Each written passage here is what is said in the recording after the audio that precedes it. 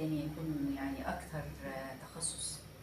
طب لو حضرتك عايز تكلمنا دلوقتي عن الرحمة خاصة بالحيوان في الإسلام، يعني ما هي الدلالات اللي ما كانت موجودة في القرآن أو في السنة النبوية تحدثت عن الرحمة بالحيوان؟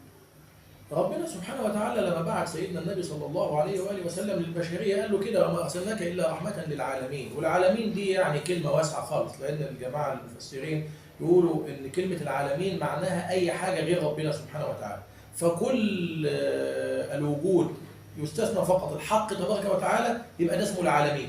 فسيدنا النبي جاي رحمة للعالمين، للعالمين بقى بما فيهم من ملائكة وجن وبشر وحيوانات ونباتات، حتى الجمادات تدخل في هذا الأمر.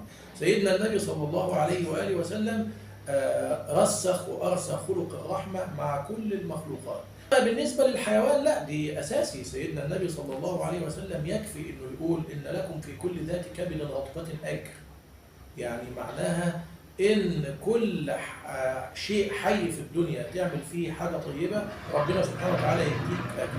وسيدنا العباس يسأله يعني سبب الكلمة دي، سيدنا العباس بيسأله بيقول له: يعني أنا اللي عندي البهايم بتاعتي بأكلها وشربها، يعني هو ده أنا آخد أجر على الكلام ده؟ وإن لنا في البهائم أجرا، يعني دول كمان إحنا هنتحاسب عليهم وناخد ثواب عليهم ونتعاقب عليهم.